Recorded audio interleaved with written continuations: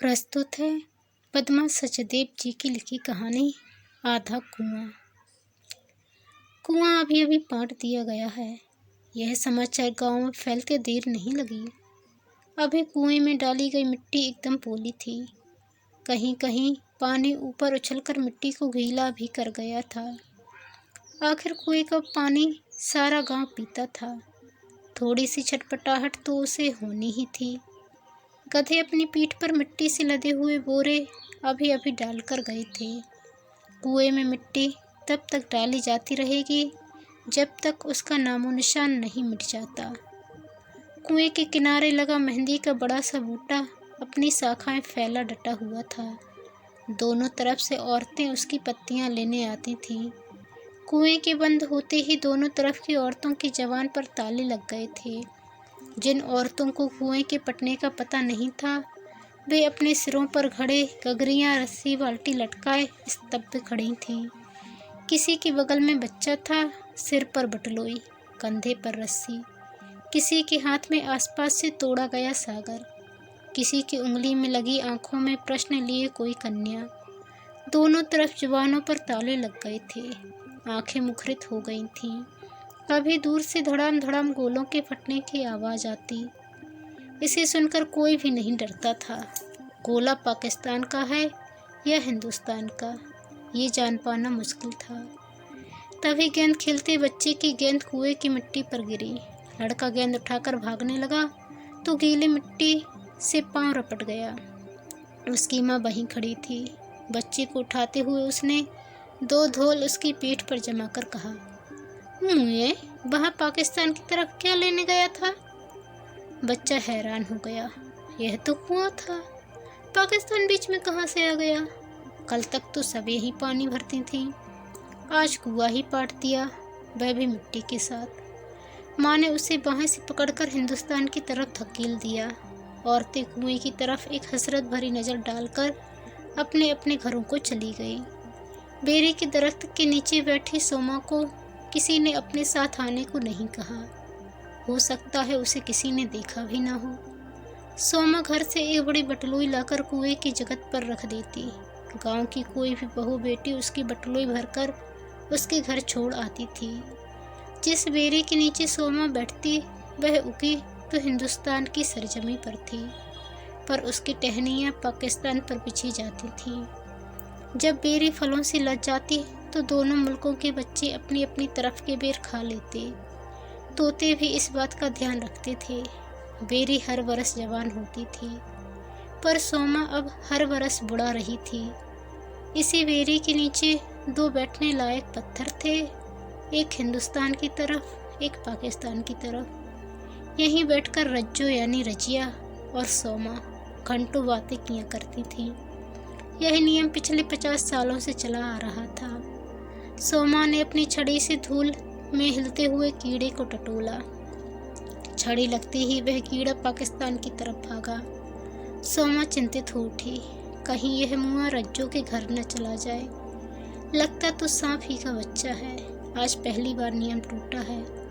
उसके मुंह में मर्द ने ना आने दिया होगा। मर्दों की कौम होती ही दिल की काली है। सोमा वहीं बैठी रही अकेली। उसे मिलिट्री वाले भी एक पिलर से ज़्यादा न समझते थे। उसका दिल कांप रहा था। आंखें दूर पगडंडी पर लगी थीं, जहाँ से रज्जो सिर पर घड़ा रखे या कभी सिर्फ पोते को उंगली से लगाए आया करती थी। नहीं, आज रज्जो नहीं आएगी। मरे कमीनी, मुझे क्या? उसने आंखें बंद कर ली। रील घूमने लगी। सोमा का रंग तब ऊंची उठती आग जैसा था। इस मैदे सिंदूर को अपनी पतली सी ओढ़नी में छुपाए वह कोहिनी के सहारे लेटी लेटी पता नहीं क्या सोच रही थी। शायद इस बारे में, जब भागती भीड़ का रेला उसे अकेली छोड़ गया था। भीड़ में गिरी तो उसे पता नहीं किसने घसीटकर कोने में उगी घास के एक टुकड़े पर लिटा दिया था। उसे जब होश आया तो वह इस कैंप में थी। यहीं उसे रजिया भी मिली थी। कई औरतें थीं जो अपने अपने रिश्तेदारों का इंतजार कर रही थीं, पर कोई नहीं आया था। पता नहीं कोई बचा भी या नहीं। तभी भागकर आती रजिया ने उसके मुंह पर चूल्हे की राख मलकर उसे काला कर दिया था। क्या कर रही हो रज्जो? चुप करके लेटी रहे। ऐसा दमकता मुँह के अंधेरे में भी किसी की नज़र से बच सकता है? वह कुछ और कहे, उसके पहले ही धड़ धड़ करते हुए लोग कैंप में घुस आए थे। वे सबके मुंह पर टार्च की रोशनी डालते, जो भी मुंह दमकता उसे उठाकर दीवार के सहारे खड़ा कर देते। 7-8 औरतों को वे साथ ले गए। सुबह रात भर जलती लालटेन की तरह धुआई हुई ये औरतें लौटकर वहीं आ जाती, मुर्दों में मुर्दा। फिर एक दिन कई ट्रक आकर अपनी अपनी मिल्कियत संभाले हिंदुस्तान व पाकिस्तान को रवाना हो गए। रजिया इस गांव के कैंप में आई तो उसे पता चल गया था कि उसके घर का कोई नहीं बचा है। यह कैंप सरहद के पास था। वहीं एक जुलाहे के साथ उसका निकाह कर दिया गया। जुलाहा खासी उम्र का था पर कुंवारा था। उसने निकाह की सारी उम्मीदें छोड़ दी थीं, पर भला हो बंटवारे का, कुंवारा मरने से बच गया। उसने रजिया को बड़ी इज्जत से स्वीकार किया। सोमा का ब्याह भी सरहद के पार एक रंडूजे दर्जी से हो गया। उसके घर के किसी भी व्यक्ति के जिंदा होने की खबर न थी। दर्जी को घर से खाना खाने के सिवा कोई मतलब न था। उसका कहना था, मेरा वंश चलना चाहिए। वंश चलाने के लिए सोमा बुरी न थी। उसने 4 बेटों को जन्म दिया। दर्जी ने सोचा, 4 मशीनें खरीद दूंगा सालों को, दुकान चमकने लगेगी। पट्टे मुझ पर ही तो आज जाएंगे। जरा सी हंसी सोमा। कैसे कैसे पाले हैं ये मैंने, पर बाप तो वही है। नई नई शादी हुई थी तो कितनी रीछ करता था। सोमा, दिन के उजाले में कुएं पर ना जाया करो, लोग तुम्हें देखकर नजर लगा देंगे। सोमा सुबह तारों की रोशनी में उठकर कुएं पर नहाती और पानी भर लाती। कपड़े धोने दर्जी का चेला जाता था। चलो ये तो आराम ही है, सोमा को कोई ऐतराज ना होता। और फिर एक दिन मुँह अंधेरे नहाकर जब घर पर पानी ले जाने के लिए उसने गागर कुएं में डाली तो दूसरी तरफ से भी एक बर्तन कुएं में जा गिरा। सोमा का दिल धक से रह गया। इतने अंधेरे में ना आना चाहिए। उसने कड़क कर पूछा, इतनी सुबह पानी भरने आई हो? कौन हो तुम? सोमा ने देख लिया। हाँ, कोई औरत ही है। घड़ा जहाँ था वहीं रुक गया। ऊपर खींचकर उसने जमीन पर रखा और भागकर सोमा के गले लग गई। तब सरहद पर बत्तियां न थीं। उस औरत ने रोते रोते कहा, मैं हूँ तुम्हारी रज्जो। 1.5 महीना उस कैंप में थी, कभी सोचा भी न था फिर तुम्हें देखूंगी सोमा। नसीब हमें फिर एक जगह ले आया है। मैं सामने वाले गांव में हूँ। इस कुएं का पानी बड़ा मीठा है। कभी कभी यहाँ पानी भरने आती हूँ, पर तुम्हें तो कभी नहीं देखा। मेरा दर्जी उजाले में बाहर नहीं निकलने देता। मुझे नज़र लग जाएगी ना रज्जो। उस दिन मेरे चेहरे पर तुमने राख न मल दी होती तो पता नहीं ये मुँह कहाँ कहाँ काला होता। हाँ रज्जो, मुँह सिर्फ औरत का काला होता है। चलो जाने दो। बड़ा शुक्र है ऊपर वाले का। कैंप में तो लगता था सारी जिंदगी वहीं बीत जाएगी। चलो भूल जाओ उन बातों को। कितना अच्छा है, मेरा आदमी दर्जी और तुम्हारा जुलाहा। एक कपड़ा बुनेगा, दूसरा सिएगा। दोनों खिलखिलाकर हंस पड़ी। जवान हंसी पर सुबह उठने की कोशिश करते परिंदे हड़बड़ी में भागे। रज्जो, वादा करो रोज आओगी। यहीं बैठकर बातें करेंगे। एक पत्थर बेरे के नीचे पड़ा है, तुम भी एक पत्थर पास में ले आओ, ठीक है? हाँ सोमा, जिंदगी एक दर्जी और जुलाहे के साथ निभ तो सकती है, काटनी मुश्किल है। सुबह खड्डी पर बैठता है तो दिन में खाना खाकर फिर बैठ जाता है। बात करने को तरस जाती हूँ। चलो रज्जो, अब हम इसी बेरी के नीचे बातें किया करेंगे। ज्यों-ज्यों बेरी का दरख्त बड़ा होने लगा, सब इस कुएं को बेरी का कुआं कहते। सबसे ज़्यादा रौनक सुबह और शाम को ही लगती। सुबह दोनों तरफ की औरतें बेरी की टहनियों पर दुपट्टा डालकर नहा लेती, एक दूसरे से चोहले करती। अगर कोई पानी भरने लगती तो वह छपाछप सारे बर्तन भर डालती। देखा देखी दूसरी ओर भी यही होता। होड़ सी लग जाती, पहले कौन सारे बर्तन भर लेगी। बर्तन भरते रहते, कुआं खाली होता रहता। कुंवारी लड़कियां कपड़ा बदन पर रखकर मल मल कर नहाती और बहुएं पर्दे की ओट में। सबको पवित्र करता कुआं। रजिया ने सोमा को बताया था, मेरा मर्द जुलाहा है, जमी ढेरी भी है, अच्छी गुजर हो जाती है। उम्र तो खासी है पर खटता बहुत है, देखने में भी बुरा नहीं है। सोमा ने कहा, अरे मेरे दर्जी को तो सब छैला कहते हैं, पर जब हमारे नसीब में आया तो उतना छैला ना था। रजिया ने कहा, चलो जिंदगी कट जाएगी। सिर छुपाने की जगह औरत के लिए सबसे बड़ी चीज़ होती है। गोद में क्या है? प्रफुल्लित होकर सोमा ने कहा, बेटा है। और तुम्हारे? शर्मा कर रजिया बोली, जुड़वा हो गए थे, दोनों ठीक हैं। एक तरफ एक लग जाता है, दूसरी तरफ दूसरा। ऊपर के दूध को तो मुँह ही नहीं लगाते। घर में 2 भैंसें भी हैं। हंसकर सोमा ने कहा, पर उन्हें तो गाय का दूध ही पसंद है। चल हट कमीने, मैं गाय हूँ क्या? दोनों हंस पड़ी। फिर रजिया और सोमा पानी भरने आती तो कितनी देर बातें करती रहती। ज्यों-ज्यों बच्चे बड़े होते गए, कुएं पर उनका बैठने का समय भी बढ़ता गया। अपने अपने इलाके में पत्थरों पर वे दोनों सिर से सिर जोड़े पता नहीं क्या क्या खुसर फुसर करती रहती। अब उनके होने पर कोई ध्यान नहीं देता था। 1965 की भारत पाक लड़ाई में दोनों तरफ से गोले भी चले, सिपाही भी मरे और सीमा पर मिलिट्री की गश्त से डर के मारे कुआं वीरान होता गया।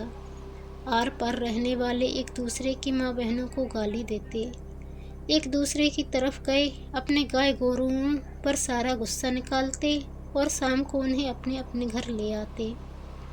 इन गाय भैंसों की लड़ाई का मतलब पता न था। इसी तरह रजिया और सोमा की समझ में भी ना आता था अब किस चीज़ की लड़ाई थी। मुल्क बांट लिया, अब अपने अपने इलाके में जाकर मरो, लेकिन नहीं, लड़ाई जरूर करेंगे। सीमा पर आए दिन गाय गोराओं को लेकर तो लड़ाई होती ही थी। कभी कहीं वहाँ की मुर्गी इस तरफ आ जाती, कभी कोई बंदरी ही नाम मात्र की सीमा लांघ जाती। अक्सर यहाँ की गाय भैंसे चरते चरते वहाँ चली जाती और वहाँ की यहाँ आ जाती। दोनों के पेट भरे रहते। कौन सी घास किस मुल्क की है उन्हें इससे मतलब न था। जब कोई गाय भैंस गाभिन हो जाती तब भी पता न चलता कि बच्चा पाकिस्तान का है या हिंदुस्तान का। जब लड़ाई न होती, लड़ाई करने की कोई खास वजह किसी को दिखाई न देती। लड़ाई शुरू होते ही एक दूसरे के दुश्मन बने लोग अपनी गाय भैंसों को अपनी हद में रखने की कोशिश करते। सोमा का बड़ा बेटा फौज में चला गया तो रज्जो का बेटा भी फौज में ड्राइवर हो गया। कुएं पर बैठकर दोनों कहती, क्या कहूँ, कहीं मुँह आपस में ही लड़कन न मर जाएं। रज्जो बड़ी संजीदगी से सोमा के कान में कहती, देखो सोमा, ये सब नंबरदारों की करतूतें हैं, यही लड़वाते हैं मुल्कों को। असली गुनहगार यही है। हमने बेटे एक दूसरे के साथ लड़ने को पैदा नहीं किए। सोमा ने बहुत उदास होकर कहा, मैंने बहुत मना किया था। असल में एक कप्तान ने इससे कपड़े सिलवाए थे। उसको इसके सिले कपड़े बहुत पसंद थे। इसने उसे कहा था, मेरे एक बेटे को सिपाही लगवा दीजिए। उसे याद रहा और जगह निकलने पर इसे लगवा दिया। क्या कहूँ, दम्मों का लोभी है इनका बाप। ये भी मुआ दर्जी की औलाद। अच्छा भला कॉलेज जाता था, फौज में चला गया। मेरे भी दूसरे ने दुकान खोल ली है। उसकी छींटे लेने तो चोरी छिपे हिंदुस्तान से भी औरतें आती हैं। देख रज्जो, एक कमीज का कपड़ा मेरे लिए फड़वा लाना। पिछले साल की एक सुत्थन पड़ी है, उसके साथ कुर्ता नहीं है। मोतिया रंग पर लाल छापा हो तो खूब बनेगी। सोमा, मैं खुद दुकान पर जाकर अपनी पसंद के छाप की कमीज फड़वा लाऊंगी। कुर्ता तो तुम्हें मेरा जीजा खूब फिटिंग वाला सी देगा। दोनों हंसने लगीं। लड़ाई खत्म होने पर वैसे ही एक दूसरी तरफ के लोग मिल जाते थे जैसे दूध और पानी। फिर सब वही जीने के अंदाज शुरू हो जाते। 1965 की लड़ाई में कुएं पर एक बार सन्नाटा छा गया। फौजियों की आवाज़ के डर से कोई पानी भरने न आती। फौजी ट्रकों में पानी लाद लाद कर छावनियों में पहुंचाते रहते। लड़ाई की वजह से आर पार होने वाले सब रिश्तेदारों की शादियां रुक जाती। लड़ाई का झमेला हटते ही पार का फकीरा अपने सगे भाई मोहम्मद के घर बारात ले गया। लड़ाई के बाद यह पहला खुशगवार वाक़या था। वहीं शादी में सोमा और रजिया मिली तो एक दूसरे के गले लग गई। लड़ाई के बाद दोनों के बच्चे सही सलामत थे। रजिया ने रोते रोते कहा, अल्लाह का शुक्र है, मेरा बच्चा जंग से जीता जागता लौट आया।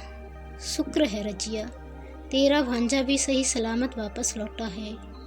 मुओं ने इसके पांव पर गोली चलाई थी। वह तो जानो बूट बड़ा पक्का था, उसी के ऊपर से होकर निकल गई। मैं कल ही पंजपीर में नियाज देकर आई हूँ।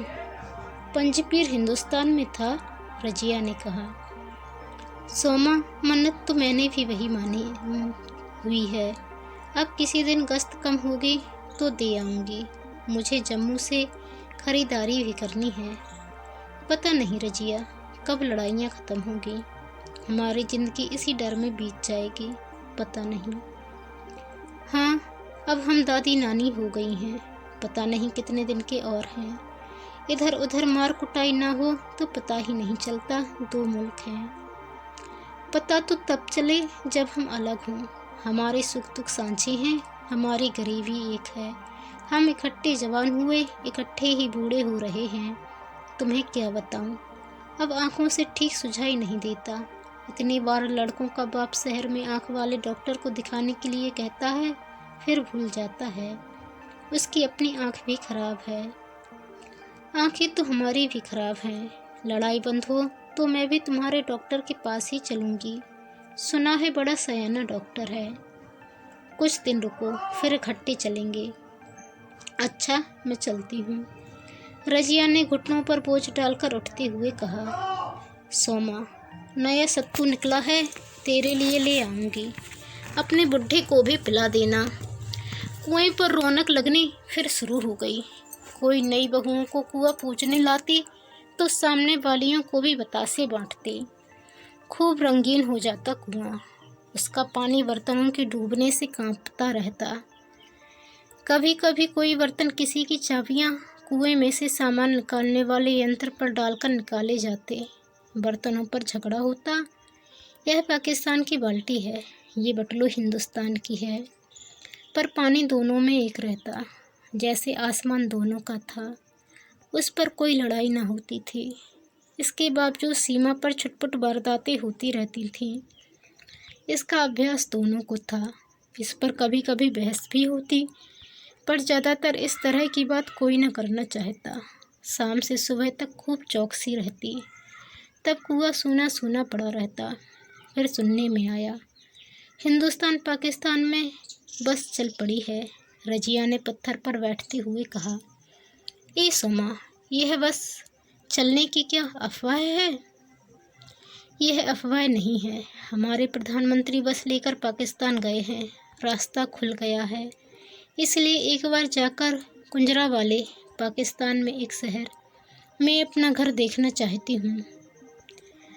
अरे सोमा, मेरी तो मुमामी सास वहाँ रहती है, मैं भी चलूँगी। हम दोनों उन्हीं के घर रहेंगे। बड़े ख़ानदानी लोग हैं। एक बार मुमानी ने मुझे घी की पीपी भी भेजी थी। जब जुड़वा हुए तो किसी ने बता दिया होगा। चलो अच्छा हुआ, कहीं माँ जाए भी बिछड़ते हैं। अब बेरे के दरख्त के नीचे सिर्फ कुंजरावाले की बात होती थी। एक दिन सोमा ने शर्माते हुए कहा, कुंजरावाले में एक हलवाई की दुकान थी, पता नहीं अब है या नहीं। मैं सुबह दही लेने जाती थी तो हलवाई का बेटा मलाई से दोना भर देता था। पता नहीं अब वह कहाँ होगा। रजिया ने कहा, अरे वहीं होगा, जाओगी तो मलाई का दोना लेकर बैठा मिलेगा। रजिया के हाथ पर पंखा मारकर सोमा ने कहा, चल कमीनी कहीं की, शर्म नहीं आती? अरे अब वे दिन कहाँ रहे।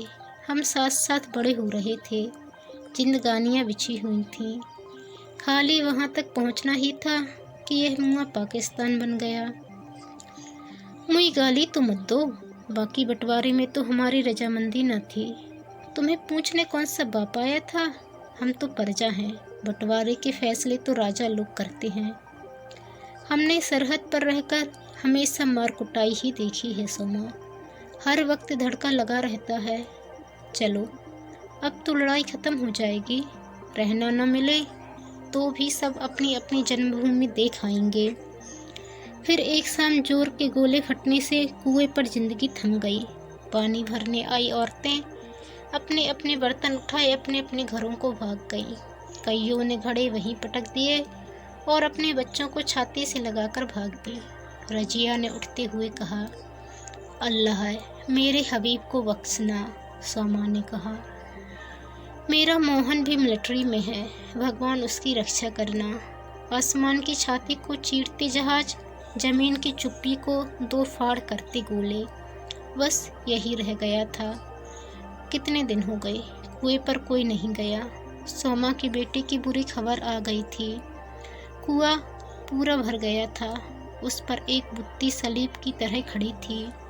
सोमा ने अपनी आंखों को अपने आंचल से पोंछकर उसे देखा, फिर कहा, मेरा मोहन मर गया है, मेरा कुआं भी मर गया है, रजिया का हबीब भी कहाँ बचा होगा। तो दोस्तों, ये कहानी आपको कैसी लगी कमेंट कर ज़रूर बताएं। चैनल पर नए आए हैं तो प्लीज़ चैनल को सब्सक्राइब कर बेल आइकन को क्लिक कर लें। धन्यवाद। जय हिंद।